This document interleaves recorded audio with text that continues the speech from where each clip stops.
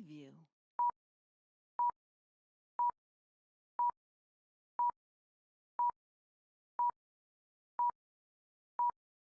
Preview.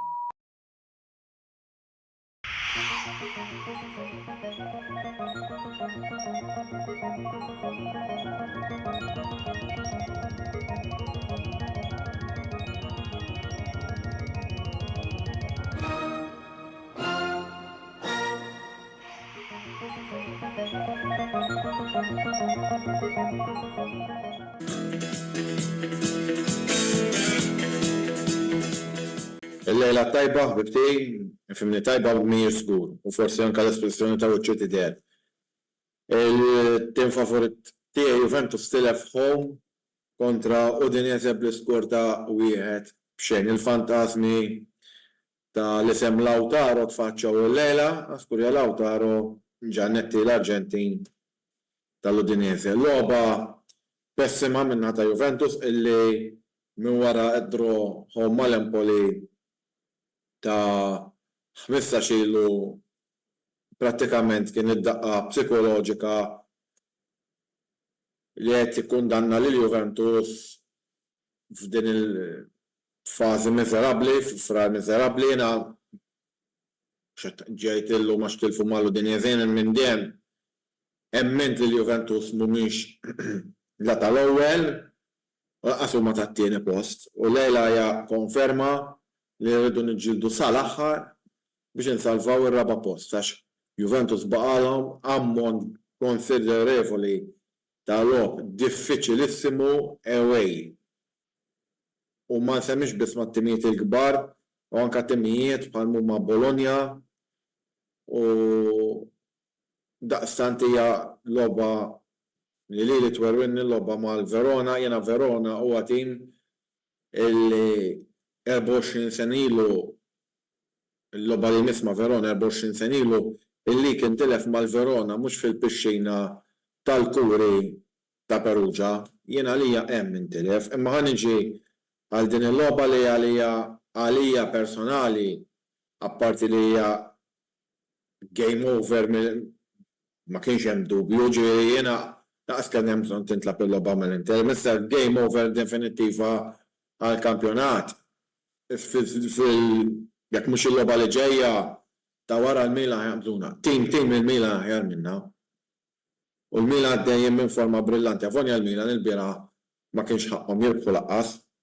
Jiġifieri, imma kif qegħdin l-affarijiet ma tantx qed nara xaq ta' daw. Tgħidu li mela ma dikx daqshekk pożittiv. Il-Juventus kienu qegħdin bħal insostnija kienu qegħdin jafsu l-pedala tal-gass, imma f'xi mument jew ieħor ma setgħux ikompluha u qed joħroġ fiċ-ċari. Il-logħba tal-lejla prattikament raqdek ħafna passes f'nofs il-ground bażwi litteralment nipprova nara min kien l-aħjar plejer sa niġi fil-paġelle nażel l-aħjar mill-ar quddiem jiena Milik ma jikkonvinċinix u dan mhux ħanaħfirlu qatt li għamel mal-Empoli qatt. Ġieri jiena da black book.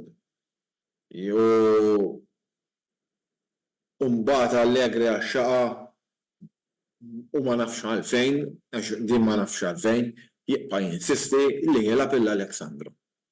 Li jagħmel il-pudina tal-lejla. Ma nirringrazzjaw lil Alla m'hemmx Dexilio wkoll għax probabbli kien jilgħab il-Alexandro naħa u l-Dexilio naħa l-oħra.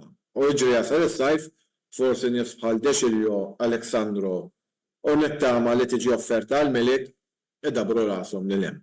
Nippreferi nitlef biż-żgħar milli nitlef dawn il-plejers. Sejdu li qed noħodha għax issa ħansib xi proxmu jgħid li qed ngħajja lill-plejers tat-tim tiegħi. Jien qed nagħmel kritika kostruttiva, nerġa' ngħid nibqa' nafulhom tas-servizz li huma taw lil Juventus, speċjalment iva Alexandro li anke laf finals ta' Champions League, ma żmien jgħaddi għal kulħadd. Inkluż għal dan il-plejer. Mela niġi għall-logħba Juventus kellhom azzjoni tajba fl-ewwel taqsima ta' Milik li b'mod mirakolus il-goler tal-Udinese salva u mbagħad lejn it-tmiem jildiet kellu ċans ieħor, però il-ballu ma naqtux. Tgħidu li għax kien hemm ballu li l-Udinese kien hemm plejer missu bideħ ma qogħdu naqbdu ma dan it-tentu fit, jekk irridu naslu x'imkien ma stix noqogħdu nfittxu daw it-tentu fit. L-affari negattiva li setgħet tiġri kien li fl-uniku ċans li kellhom Udinese għax ma nistax ngħidu li l-Udinese kienu insidjużi skurjaw u ddifendew biħġarhom. Xi ħaġa mbagħad il-Juventus ma rfux jippenetraw la nofs il-ground, la d-difiża tagħhom u kifet iċ-ċansijiet ewlenin kienu dak li għandi kemm insemmi ftit tal-ħin ilu. Il-Paġeller x'eżni ħaqqu sitta, x'eżni ftit li xejn kellu xi jagħmel fil-verità, imma xejn ma seta' jagħmel fil-gowl. Gatti lilhom fl-opinjoni tiegħi bata tremendament u kellu jkun il-kattiverja tiegħu biex forsi iżomm il-plej avversarju ħaqqu 5.5. Bremer kien l-aħjar wieħed fid-difiża, sfortunatament il-logħba ta' nhar is-sibt ħankomplu naxquha ħajkun sospiż wara il-karta safra li qalhom ħaqqu 6.5 però nhar is-sibt jirritorna lura Danilo u nispera li ma narax l-Alexandro. Aħjar jilgħab ir-Rugani u plejer tan-next gen milli nara lill-Alexandro.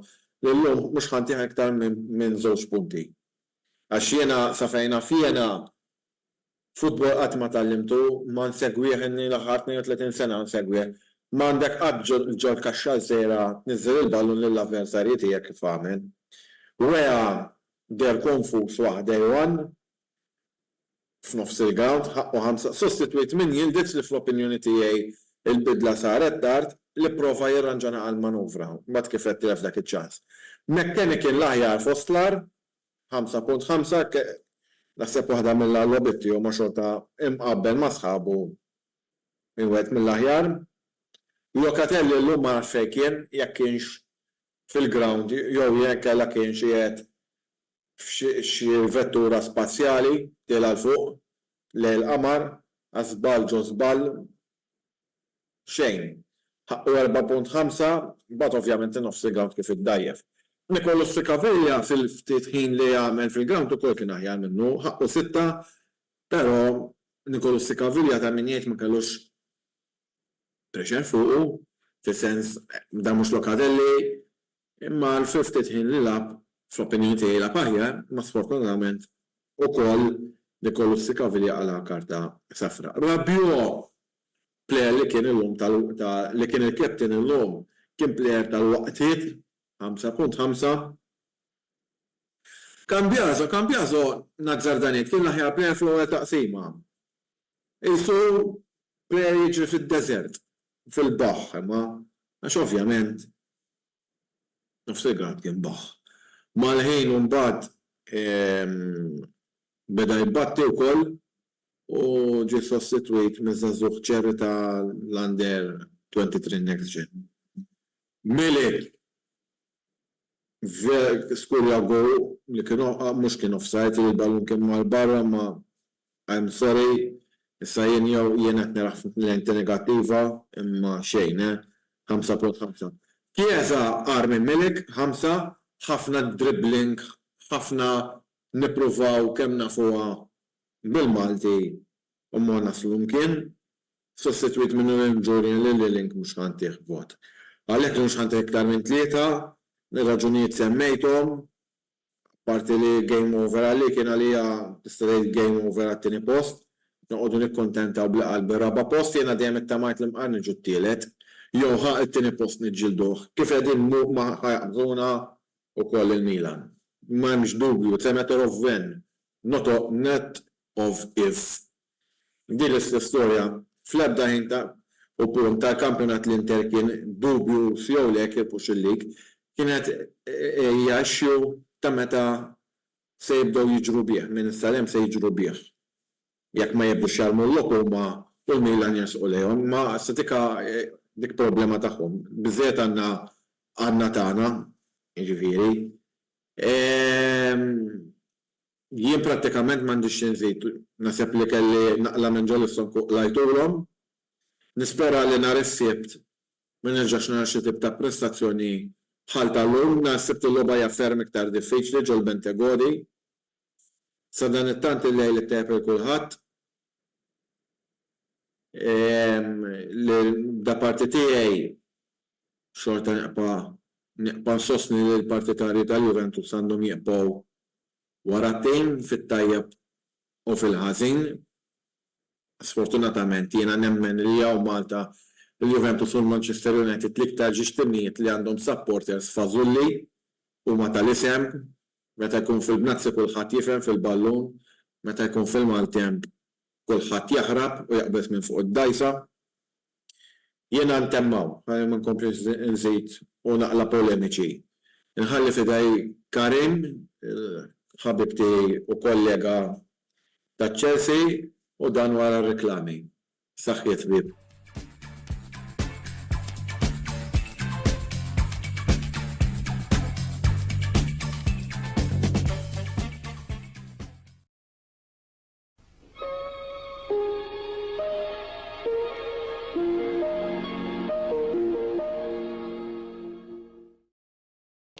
Partitarji ta' Napoli, partitarji tal-Arġentina, dilettanti tal-futbol in ġenerali, issimgħu sew, Game Breaker ser iġib statwa unika ta' Diego Armando Maradona, LP Bede Oro. Din l-istatwa, magħmula mill-ħadid u tad-dimensjonijiet 1:10, ser tkun disponibbli mill-aħħar ta' frar fl-istabbiliment ta' Game Breaker ġewwa Santa Venera għal prezz ta' €185. Għal daqstant, jekk tixtieq li jkollok din l-istatwa unika ta' wieħed mill-aqwa players li qatrat il-logħba tal-futbol, fittex ibbukja il-kopja tiegħek ta' din l-istatwa ta' Diego Armando Maradona biex ma toħroġx iddiżappuntat.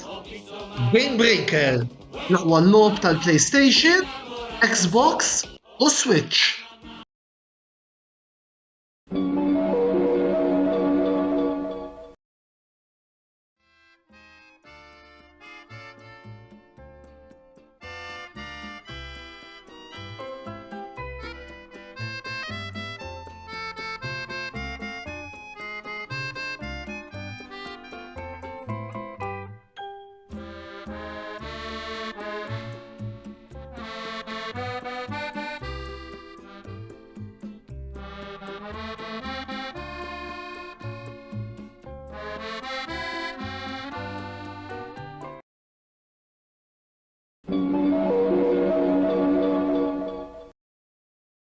Wasal eluq żmien ommok, missierek, jew xi ħadd minn tal-familja, għandek xi okkażjoni jew xi attività mal-ħbieb u trid issib restorant tajjeb b'ikel ġenwin u prezzijiet qalbu ta' kulħadd? Post wieħed għandek issib El Catalan tax-Xajra fejn issib għażla vasta ta' pizza, pasta, grills u aġin f'atmosfera b'element familjari. Għal bookings ċempel fuq 21 800 997 jew żur is-sit tagħna għal iżjed informazzjoni. El Catalan, ir-ristorant għalik.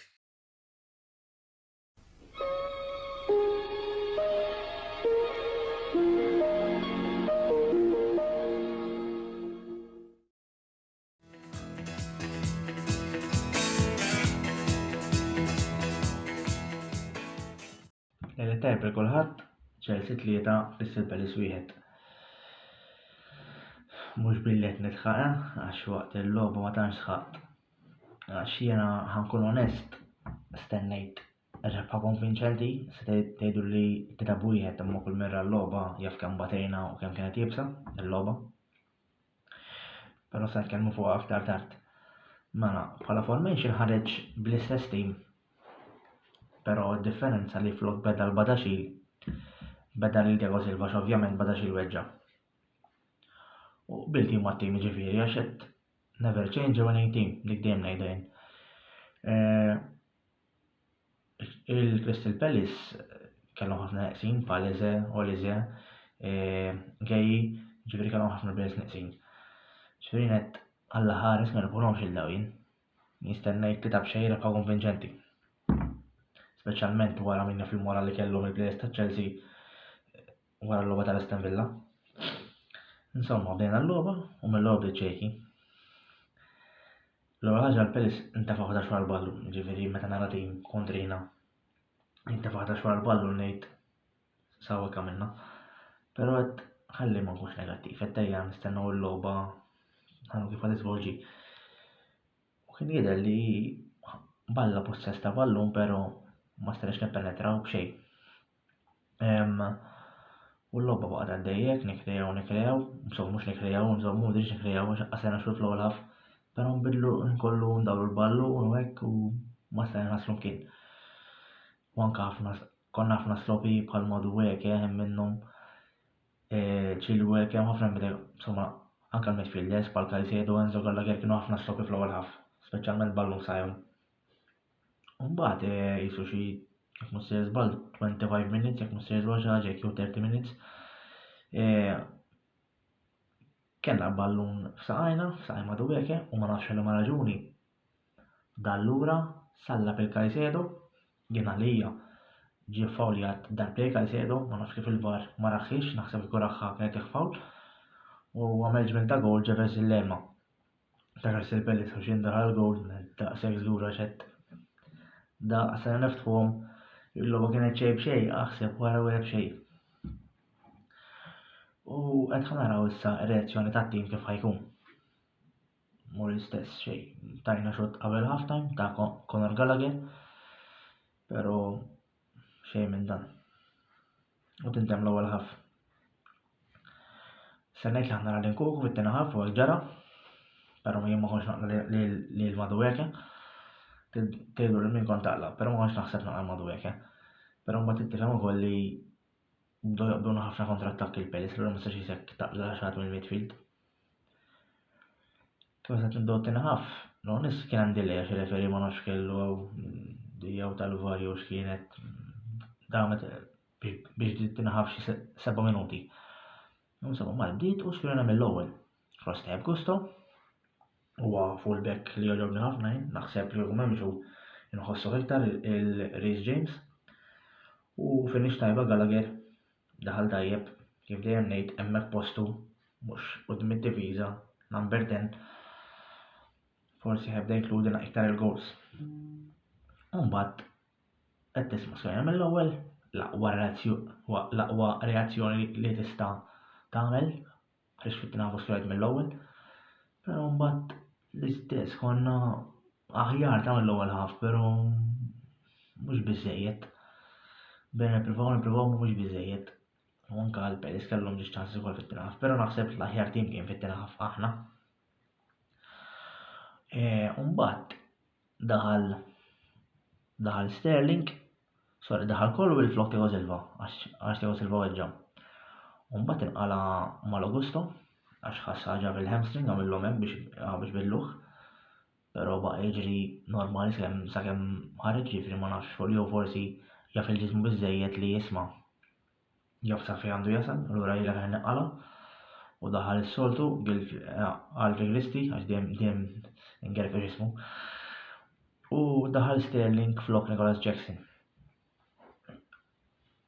Mbagħad hemmhekk qed hija forsi kollha naqa' kwalità Brahim Sterling, però l-istess bdew jalqu ħafna l-Palace kienu kuntenti bid-draw ma ttihomx tort. Ifhimni Crystal Palace bir-rispett kollu tiġi draw m'għandekx għalfejn tkun imdejjaq, speċjalment bin-neqsin li kellhom u din hemm isfel punt għalihom ħafna.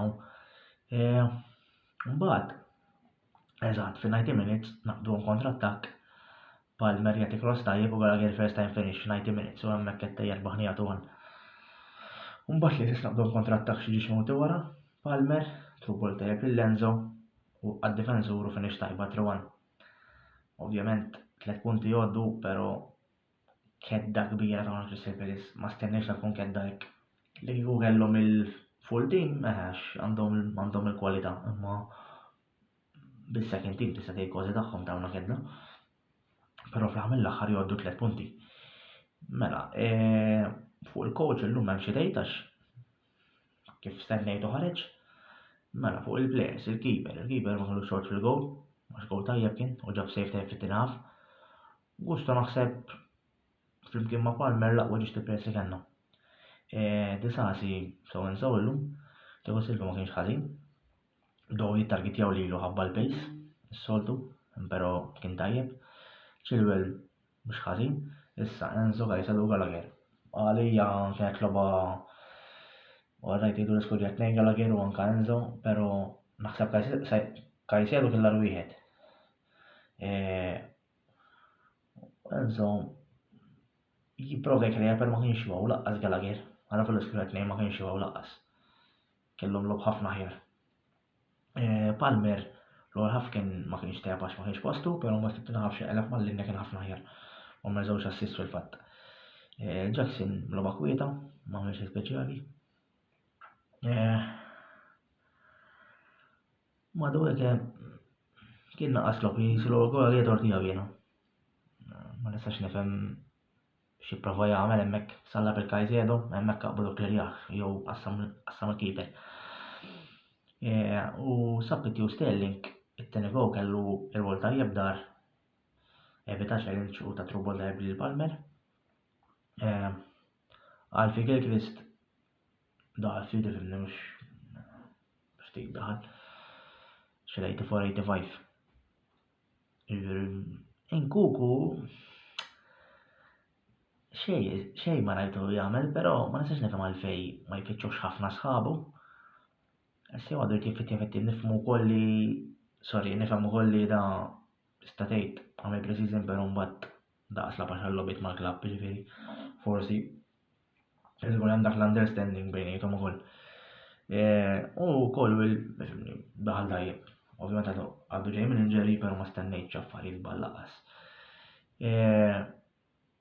Nifhem kuntent fil-verità għax 3 punti għoddu u komplejna l-momentum u anka ir-reazzjoni li rajt fit-tieni ħaf għalkemm kif qed mhux xi wow però ħafna ħer mill-ewwel ħaf.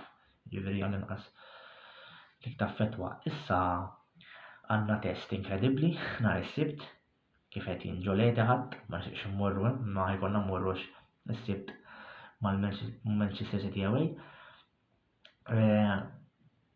Nista' naraw ovvjament mhux qed nistenna rebħa ma lanqas nistenna prestazzjoni sura ta' nies u ta' quddiem in-nies. Mela jien nagħti dak kollu, ma ninsewx li dan il-video ikun fuq il-YouTube għas-soltu, fuq il-YouTube channel tagħna u nixtieq nirringrazzja lill-sponsors tagħna il-Catalan Game Breaker, Spaces u The Barber Room u nixtieq ngħidilkom ukoll li l-programm li jmiss nhar il-ħamis bottaw risposta fejn l-editur Antonello Bela u Roberto De Brincat tkellmu fuq il-BOV Premier Malti fuq il-format ġdid li ħajkollu. Jien nagħti dak kollu u lejl tajjeb saħħit.